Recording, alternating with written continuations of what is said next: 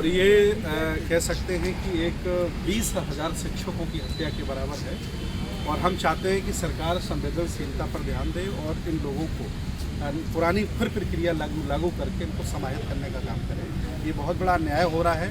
हालांकि पूरी दुनिया इस भाजपा सरकार पर, मोदी सरकार पर थूक रही है, फिर भी ये बाज नहीं आ रहे। मैं फिर, क्योंकि मैं सन्यासी हूँ, योगी भी सन्यासी है, तो मैं उन्हें सलाह देना चाहता हूँ कि कम से कम गिर गए हो तो इतने मत गिर जाइए कि फिर कभी उठाने पर भी हम लोगों को शर्म आया आपको, तो कम से कम इतना शर्म लाज करिए। आप हर जगह जाते हैं, किसान आंदोलन हो चाहे छात्रों का आंदोलन है, यहाँ पे इको गार्डन में भी तमाम आंदोलन प्रदर्शन छोटे छोटे चल रहे हैं। क्या उत्तर प्रदेश सरकार से हर तबके के लोग दुखी हैं, आपको लगता है?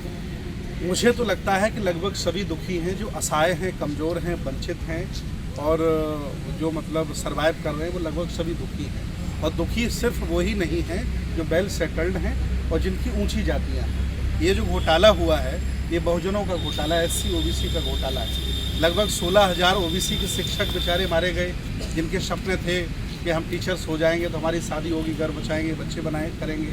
ये सारे सपने ध्वस्त हो गए, सपनों पर पानी फेर दिया। और लगभग 4,000 बच्चे शेड्यूल कास्ट के डिस्टर्ब हो गए। ये सरकार का महा घोटाला है। सरकार बाजाए इसे वापस ले और फिर दोबारा से भर्ती करके इनको समाहित करे। तो सरकार की मंशा नहीं लगती आपको कि इन छात्रों को रोजगार मिले या शिक्षकों को नौकरी मिले इस तरीके से? देखिए, सामंती लोग हैं, ये सामंती लोग शुरू से ऐसे रहे हैं। वो नहीं चाहते हैं कि सभी लोग सक्षम हो जाएं, सभी लोग मजबूत हो जाएं। जो सामंती सोच के लोग हैं और जो जातिवादी लोग हैं, मनवादी लोग, उनके मन में हमेशा ये रहता है कि कुछ लोग गरीब और असहाय बने रहें, जिससे हमारी बातें और हमारा चेहरा चमकता रहे। आज यहाँ वो मानसिकता झलक रही है। उत्तर प्रदेश सरकार तमाम चुनाव के नज़दीक आते ही तमाम आंकड़े गिना रही है। 4 लाख नौकरियां, सरकारी नौकरियां, और उसके बाद तमाम तरीके की चीज़ें, किसानों के लिए तमाम काम। तो इन सबको आप किस तरीके से देखते हैं? देखिए, सरकार ने जब से सरकार बनी है तब से झूठ बोला है और आज भी लगातार ये झूठ बोल रहे हैं। जितना ये विज्ञापनों पर खर्च कर रहे हैं, झूठा, सफ़ेद झूठा, उतना ये आम जनमानस को दे देते तो कम से कम वो गरीबी खत्म करने का कारण होता। हर क्षेत्र में, सामाजिक क्षेत्र में और रोजगार के क्षेत्र में और भी कई क्षेत्र, उनके क्षेत्र में मुझे नहीं लगता कि सरकार कहीं सफल हुई है। हर तरह से गिरी हुई सरकार है और जनता की बार इनको जवाब देगी, इनको सत्ता में नहीं आने देगी। तो उत्तर प्रदेश का चुनाव नज़दीक आ रहा, तो इसमें अगर योगी नहीं तो फिर कौन? योगी नहीं बनेगा। ऐसा नहीं कि जब पहले इंदिरा गांधी चलेंगी, देश नहीं किसी ने चलाया, नरेंद्र मोदी नहीं रहेंगे तो कोई देश चलाने वाला नहीं रहेगा। इस देश में विद्वानों की, ज्ञानियों की और त्यागियों की कोई कमी नहीं है। हर कोने पर एक त्यागी बसता है, हर चौराहे पर एक विद्वान रहता है। यहाँ लोगों की कमी नहीं है। ये लोग कब्जा करके बैठे, ये बापोती अपनी समझते हैं और अपने मन से संविधान की हत्या कर रहे हैं, अपने मन से लोकतंत्र की हत्या कर रहे हैं। ये भारतीय संस्कृति के लिए बहुत खतरनाक है। इस बार अब्बा जान और तमाम चीज़ों का प्रयोग किया जा रहा है, पहले शमशान कब्रिस्तान, तो इन सबको किस तरीके से देखते हैं? क्या इस बार नहीं लोग बटेंगे? देखिए, अब्बा जान की भाषा आदरणीय योगी जी के मुँह से अभद्र भाषा है। सन्यासी की भाषा नहीं बोलनी चाहिए, बहुत खराब भाषा है। इससे दरसता है कि योगी जी की परवरिश में कहीं खोट रहा होगा, उनकी परवरिश अच्छी नहीं होगी, ऐसा मैं मानता हूँ।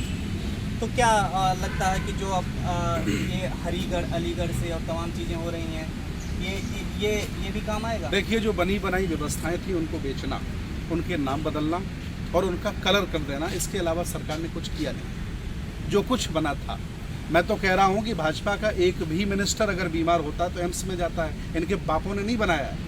ये PGI इनके बाप ने नहीं बनाया है। ये ट्रेन पर घूम रहे हैं, इनके बाप ने नहीं बनाई है। ये सिर्फ बेचने का काम कर रहे हैं, ठिकाने लगाने का काम कर रहे हैं, कोई नया काम नहीं कर रहे हैं। बहुत सारे काम कर रहे हैं। आपने देखा कि एरोप्लेन से जाते हैं, फ़ोटो खिंचा रहे हैं और उसको डाल रहे हैं, लोग वायरल कर रहे हैं। देखिए, एक दौर था, एक मसीहा के नाम पर, एक कह सकते हैं कि मानव भक्ति के नाम पर नरेंद्र मोदी को प्रस्तुत किया गया और यहाँ के लोग चूँकि ज़्यादती हैं, बेचारे भाव में बह गए, मतलब उसमें बह गए।